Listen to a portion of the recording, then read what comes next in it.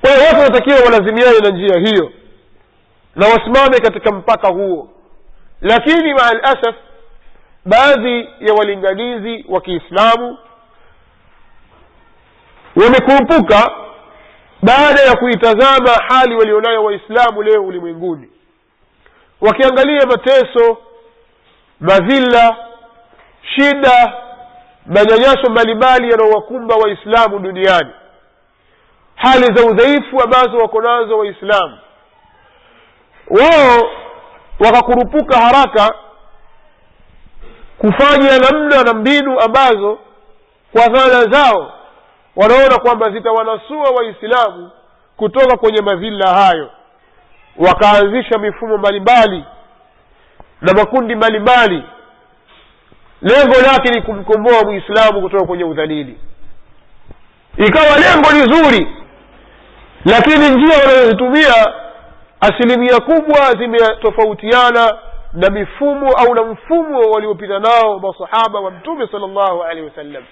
Na kwetu sisi waislamu hatuna kaida ya kusema alghayatu tubarriru alwasila. Hii ni kaidatu yahudia. Maana yake ni kwamba kuna kanuni inayosema kwamba lengo linasafisha njia au linasafisha mfumo. Maadamu nia yako wewe ni nzuri, unataka kufika pale kwenye kiti, kwa hiyo hata kama hapa katikati utakanyaga watu, utaua, utafanyaje, hilo sio tatizo. Maadamu unataka kufika pale kwenye lengo zuri, basi wewe fanya unavyofanya. Hii ni kanuni ya Kiyahudi, si katika kanuni za Kiislamu, kwamba lengo au ile nia yako ndio itakuwa kusafishia njia ya kupita. Hakuna kitu namna hiyo. Katika Uislamu itaangaliwa njia iliyotumika na itaangaliwa nia yako. Pengine unaweza kutumia njia nzuri, ukatumia mimbar, ukatumia msikiti, ukatumia aya, ukatumia hadithi, lakini nia yako ni mbaya, pia huwezi kukubaliki katika Uislamu. Ikiwa nia yako mbaya lakini njia unayotumia ni nzuri, kwa dhahiri inaonekana ni nzuri, hutafanikiwa na hautakubaliwa. Na ikiwa nia yako ni nzuri lakini njia unayotumia sio, haikubaliki, basi pia hutokubaliwa. Kwa hiyo tunatakiwa sisi tuangalie njia sahihi ya kufika kwenye lengo zuri, na sio njia yoyote kufika katika lengo zuri. Sasa makundi mengi yameanzishwa katika Uislamu kwa lengo zuri la kumkomboa Muislamu, kumtoa katika madhila na kumuingiza katika izza na kumpa nguvu, lakini njia zinazotumika sio zile njia sahihi anazozitaka Mtume sallallahu alaihi wasallam, au zile njia ambazo zimetumiwa na masahaba wake Mtume sallallahu alaihi wasallam. Pamoja na kwamba baadhi ya watu wanazibeza au wanaibeza njia hiyo ya Mtume sallallahu alaihi wasallam na masahaba zake na kuita kwamba ni mbinu kongwe.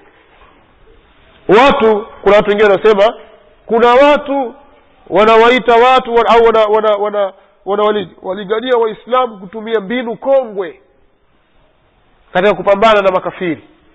Mbinu kongwe yani kusudia hii njia waliopita masahaba wa Mtume sallallahu alaihi wasallam. Kwa hiyo makundi haya yakawa yanapambana kwa muda mrefu sana kumkomboa Muislamu na kumuingiza na kumrudisha katika usawa, yani kumrudisha katika ile heshima yake.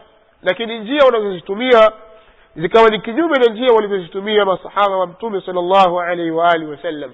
Na yote haya ni kwa sababu Allah tabaraka wa taala amewanyima taufiki wa kukhalifu kwao njia wema waliotangulia, akawanyima taufiki ya kufahamu undani wa maradhi yanayowakabili waislamu.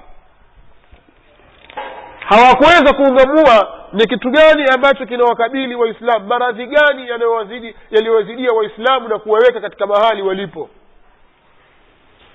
Lao mathalan wangerudi katika sunna ya Mtume sallallahu alaihi wasallam, wangetambua kwamba waislamu wamepatwa na maradhi gani mpaka kufikia hali walionayo leo hii ulimwenguni. Kwa hiyo wao wakawa wanashughulikia kutibu zile ishara au alama zinazoonyeshwa na maradhi. Kwa mfano, mtu ana maradhi ya yellow fever, homa ya manjano, au mtu ana TB, ana maradhi ya TB, kifua kikuu, akawa anakohoa,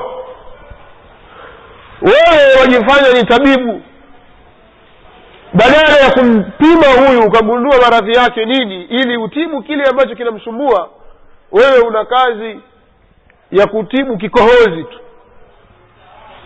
kula tangawizi, kula hiki ili ukate kikohozi, lakini lile linalomsumbua la asili umeshindwa kulijua, kwa hiyo hukutibu yale maradhi ya asili.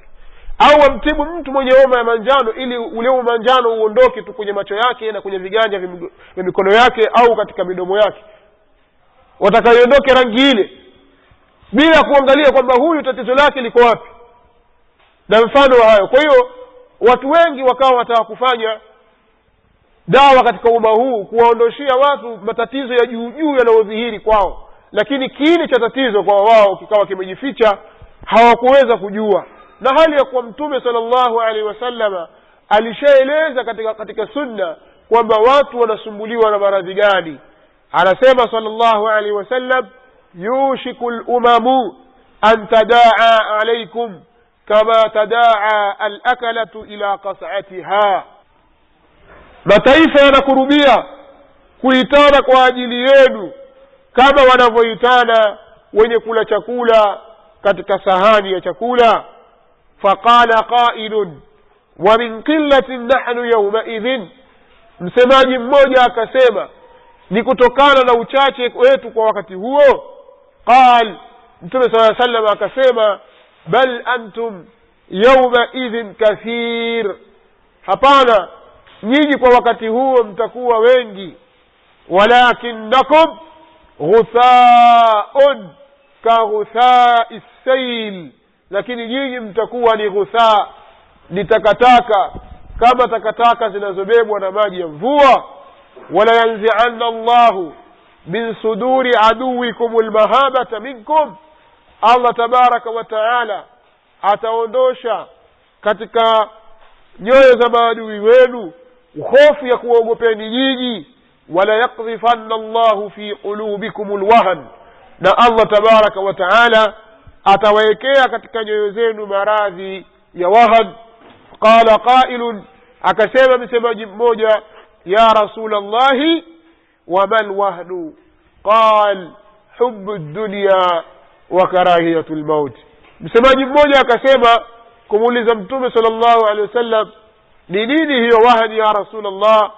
Akasema Mtume sallallahu alaihi wasallam, ni mapenzi ya dunia na kuchukia mauti. Kwa hiyo Mtume sallallahu alaihi wasallam katika hadithi hii yusarrih, anasema wazi kabisa kwamba tatizo linalowasibu waislamu ni lipi.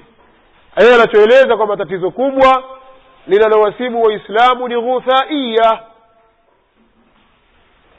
Kuna maradhi ya ndani ghuthaia, nao ni mapenzi ya kuipenda dunia kiasi ambacho tukao tunaipupia, tukaisahau dini yetu, tukaitupa dini, tukaitanguliza dunia mbele, dini yetu tukaiweka nyuma, tukaipa dunia 90%, 80% ya wakati wetu na juhudi zetu, dini tukaipa 10%, 20%, 30%, au zaidi hapo au chini hapo, lakini dunia ikawa imetangulizwa.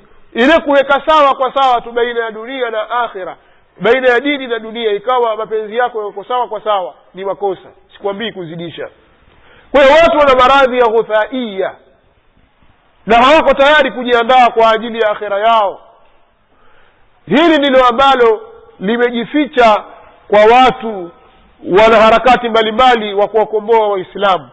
Pia vile vile Mtume sallallahu alaihi wasallam, hadithi hiyo tulitangulia kuitaja, ameipokea al-Imam Abu Daud as-Sijistani rahimahullah ta'ala katika Sunan, hadithi kutoka kwa Thawban radhiyallahu anhu, ambayo ni hadithi nambari 4297, na ni hadithi sahihi. Amesahihisha Sheikh Al-Albani rahimahullah ta'ala katika Mishkatul Masabih, hadithi nambari 5369, na katika sahiha silsilatul ahadith as-sahiha hadithi nambari 958. Hadithi nyingine ni pale Mtume sallallahu alaihi wasallam anapofafanua zaidi. Anasema Mtume sallallahu alaihi wasallam, idha tabaya'tum bil'ina wa akhadhtum adhnab al-baqari wa raditum biz-zar'i wa taraktum al-jihad sallata Allahu alaykum dhullan la yanzi'uhu hatta tarji'u ila dinikum.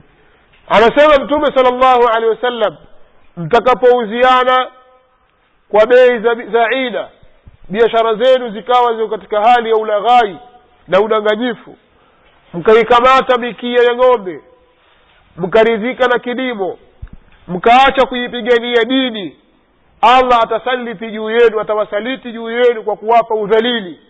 Mtakuwa watu duni, na udhalili huo hatauondosha mpaka mrudi kwenye dini, katika dini yenu. Na ndio maana Imam Malik rahimahullahu ta'ala akasema, la yuslihu akhira hadhihi al-umma illa ma aslaha awwalaha.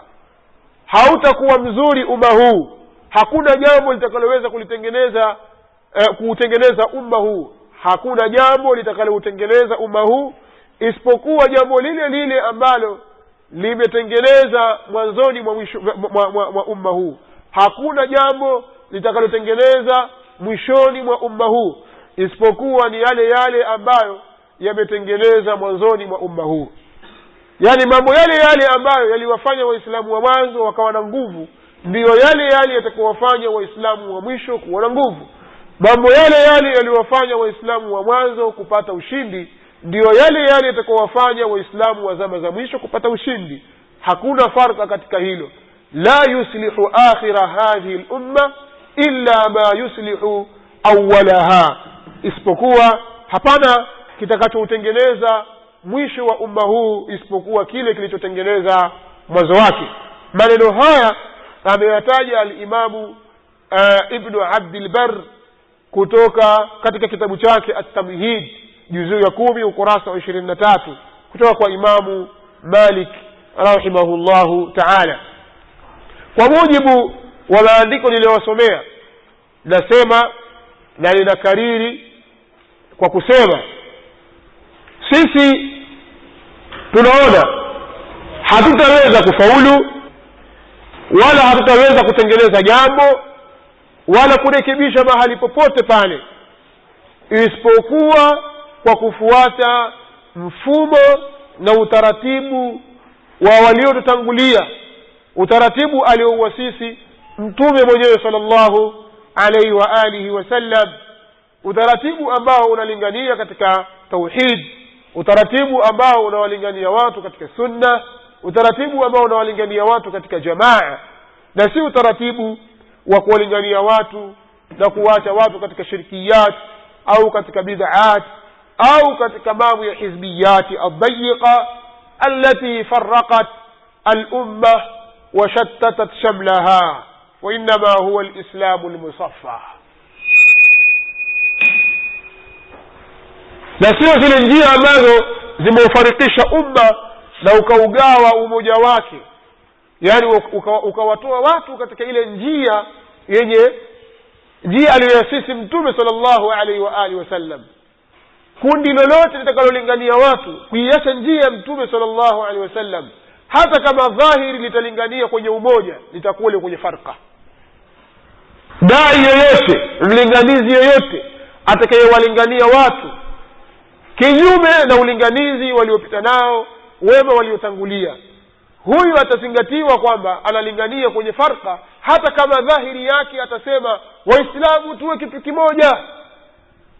Kauli yake hii haitampasisha au kauli yake hii haitamtakasa na farqa, ataendelea kuwa iko ndani ya farqa maadamu halinganii katika njia ya wema waliotangulia, njia waliopita nao masahaba wa Mtume sallallahu alaihi wasallam, njia ambayo ndiyo yenye kuwafikisha watu kwa Allah tabaraka wa taala, ambayo ba'atha Allah bihi kutuba au ba'atha Allah bihi rusula wa anzala bihi kutuba, wa huwa at-tariqatu al-bayyinatu ma'alimuhu al-ma'sumatu usuluhu al-ma'munatu awaqibuhu, فجميع الطرق عليهم مسدودة وأبوابها مغلقة إلا من هذه أو من هذا الطريق فإنه متصل بالله موصول إليه. قال الله تعالى وأن هذا صراطي مستقيما فاتبعوه ولا تتبعوا السبل فتفرق بكم عن سبيله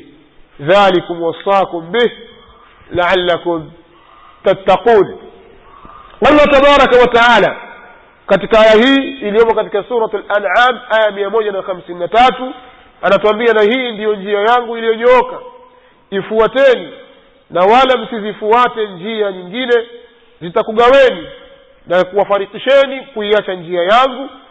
Hivyo ndivyo anavyokuhusieni Mola wenu ili mpate kuwa wacha Mungu. Kwa njia hii ndiyo ambayo Allah tabaraka wa taala ameleta mitume kwenye kulingania, au kwenye njia hiyo Allah tabaraka wa taala ndiye ameteremsha vitabu. Njia hiyo alama zake ziko wazi kabisa. Al-ma'sumatu usulu, misingi yake imelindwa na makosa. Ukiangalia jamaati nyingine au baadhi ya makundi, kanuni na misingi walizokuwa nayo, kwa kuwa iko kinyume na dini ya Mtume sallallahu alaihi wasallam au kinyume na da'wa ya Mtume sallallahu alaihi wasallam, utakuta mingine kwenye haki, nyingine kwenye makosa, mingine iko mchanganyiko. Yaani utakuta baadhi ya maneno wanayozungumza viongozi wa hizo jamaati, kwa mfano maneno kama yanayosemwa nattafiqu fima ittafaqna alayhi wa ya'dhuru ba'duna ba'dan fima ikhtalafna fihi. Haya ni maneno machache sana, lakini kipengele kimoja kiko kwenye haki, kipengele cha pili kwenye batili. Sio maasumatu usuluhu, kauli wanazozitegemea watu wa jamaati nyingine ambao wamekhalifu njia ya wema waliotangulia, kanuni walizosimamia, ima utakuta baadhi yake ni batil kwa ujumla, nyingine utazikuta zime mchanganyiko. Utakuta kuna batili na haki, kuna haki na batili, na nyingine utakuta ni kanuni za sawa sawa. Sasa hutakiwi kufuata mifumo yenye viraka vya sampuli hiyo, ikawa huku kuna haki kuna batili. Sisi tutakao tushikane na haki ya moja kwa moja, na hakuna haki ya moja kwa moja zaidi ya ile njia walioifuata masahaba wa Mtume sallallahu alayhi wa alihi wasallam, na ndio sisi tunatakiwa tuifuate njia hiyo. Ukisema yattafiqu fima ittafaqna alayhi, tutaafikiana kwenye lile ambalo tumeafikiana juu yake. Hii ni sawa, tutakayo tuafikiane sote kwenye lile ambalo tumeafikiana kwa kuwa limekuja kwa ijma' au kwa kuwa liko kwenye kitabu na sunna na ijma'. Tutaafikiana juu ya jambo hilo, tutaafikiana kwamba Allah tabaraka wa taala ni mausufun bisifatin, na kadhalika Allah tabaraka wa taala lahu al-asma'ul husna ala sifatil ula. Tutaafikiana katika masala ya kitab kwamba Allah tabaraka wa taala ameteremsha Taurat, ameteremsha Injil, ameteremsha vile vile Zabur, na amemteremshia Mtume Muhammad sallallahu alaihi wasallam al-Qur'an. Tutafikiana katika hilo kwa sababu yote ni haki. Tutaelekea qibla Makkah al-Mukarrama, tutaswali sala tano, tutafikiana katika haya.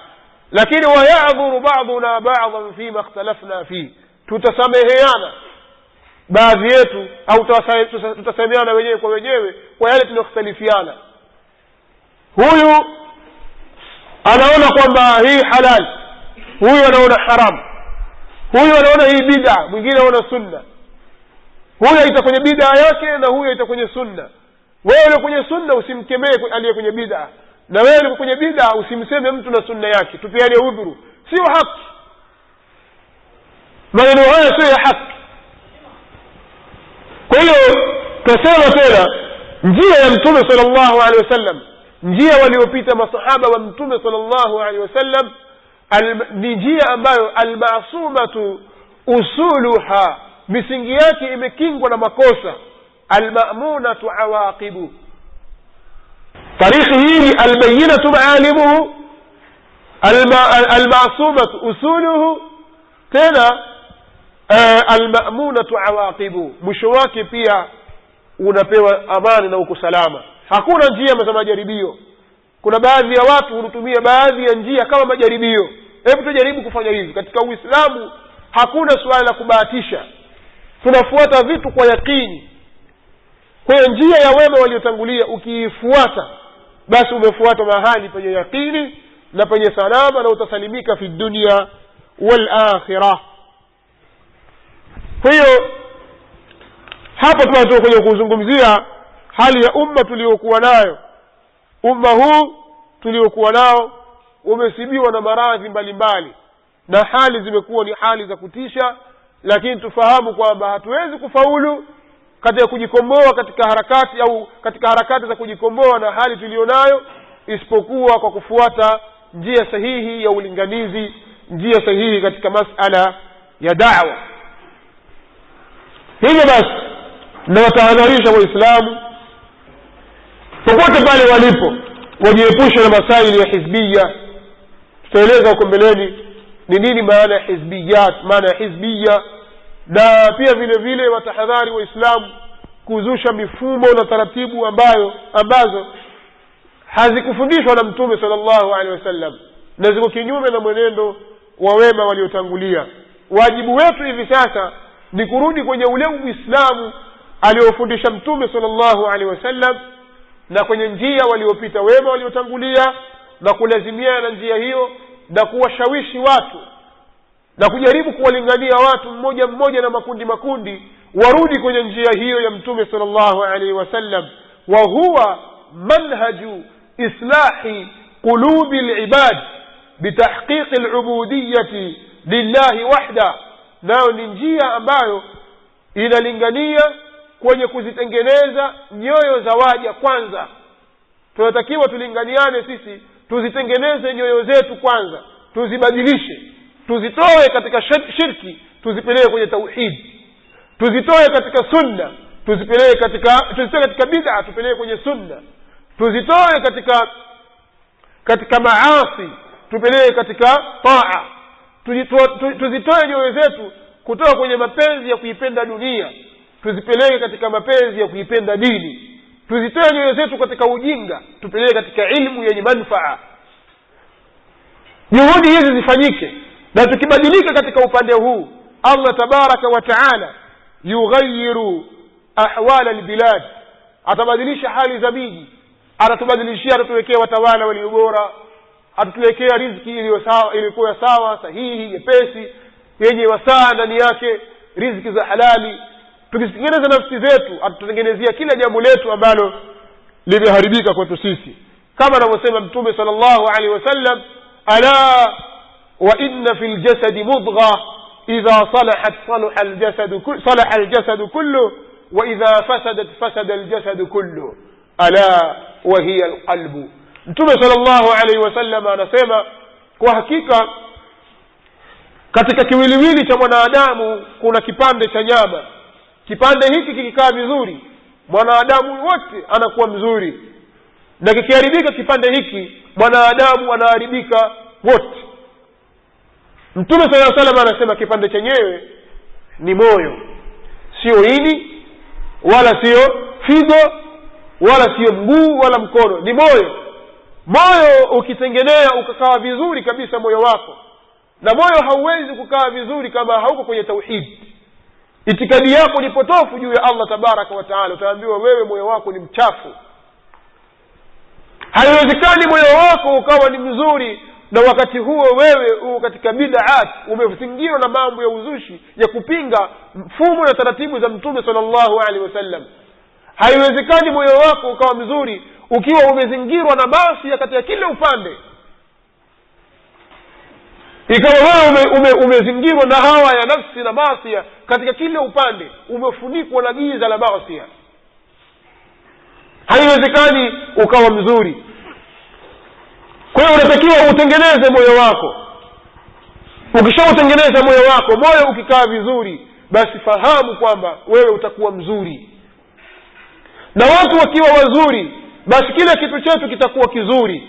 Inna Allaha la yughayyiru ma biqaumin hatta yughayyiru ma bi anfusihim. Kwa hakika Allah tabaraka wa taala hata yabadili yale yaliyokuwa kwa watu mpaka watu wabadilike kwenye nafsi zao. Kadhalika kutoka kwenye shari kwenda kwenye kheri. Hatuwezi tukaondoshewa shari ikaja kheri, isipokuwa lazima sisi tubadilike kwanza.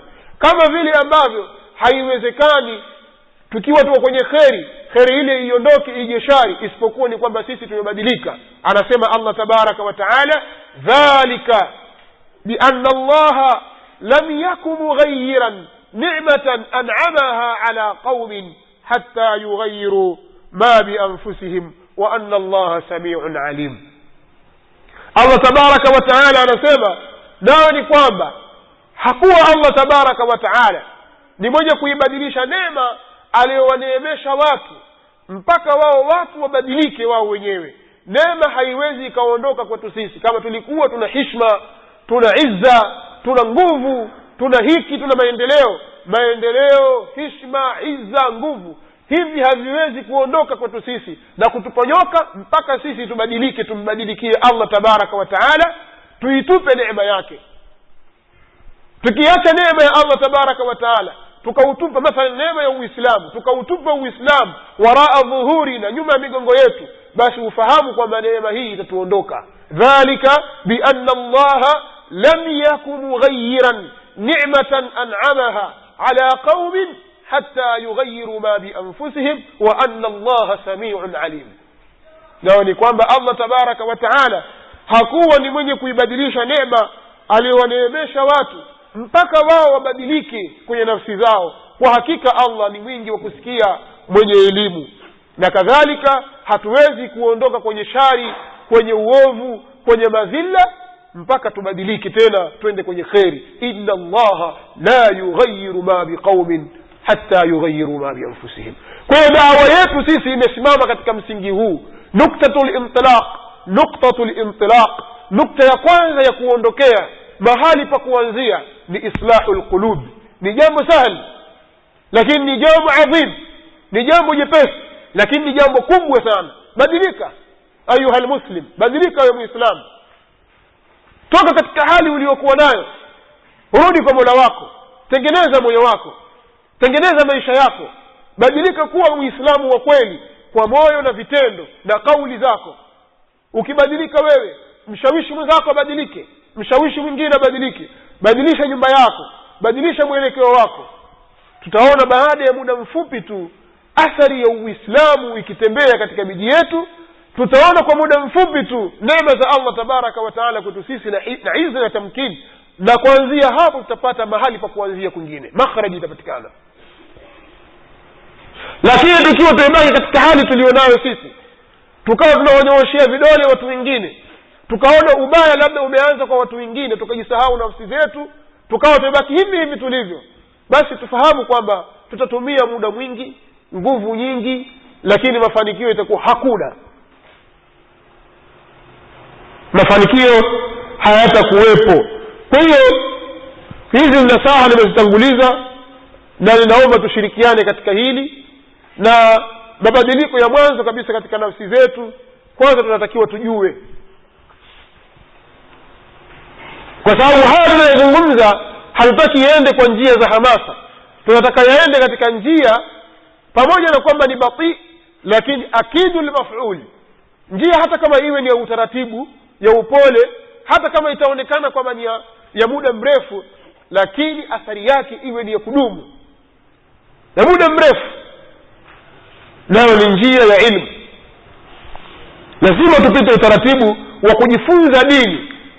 Tusifanye katika dini hii, tusiitakidi, tusizungumze, tusitende lolote ila kwa ilmu.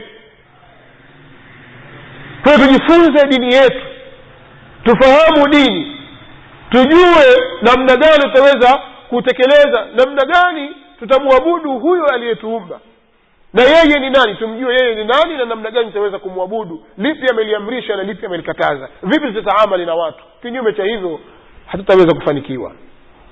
Kuna dalili nyingi kutoka kwenye Qur'ani na kutoka kwenye sunna za Mtume sallallahu alaihi wa alihi wasallam zinazotilia nguvu haya ninayoyasema. Kuna ushahidi mwingi sana, na leo kama nitaanza kusoma ayat na hadith, kuzisoma aya kwenye Qur'ani na hadithi za Mtume sallallahu alaihi wasallam zinazozungumzia jambo hili, basi muda utadifuka sana. Lakini kwa utangulizi huu niliotoa, ninaamini ya kwamba mshapata picha fulani juu ya umuhimu na ulazima wa kushikamana na mfumo huo na utaratibu huu katika da'wa. Sisi waislamu ni watu wa kulalamika sana. Walinganizi wetu, mashehe na maduati mbalimbali wanaopita wakizungumza na waislamu, wanazungumza katika njia ya kulalamika sana na kuwaonyesha tu waislamu namna wanavyodhulumiwa. Twaonewa hapa, twaonewa hapa, twaonewa hapa, angalia hili, angalia hili. Lakini mara nyingi watu hawatoi ufumbuzi ulio sahihi. Kitu gani cha kufanya? Kiasi ambacho sasa wanawaachia watu watafute wenyewe ufumbuzi wa matatizo waliokuwa nayo, na hii ni hatari. Au wao wanatoa ufumbuzi lakini si sahihi, wanatoa ufumbuzi ambao si sahihi, uko kinyume kabisa na mafundisho ya Mtume sallallahu alaihi wa alihi wasallam. Kwa mfano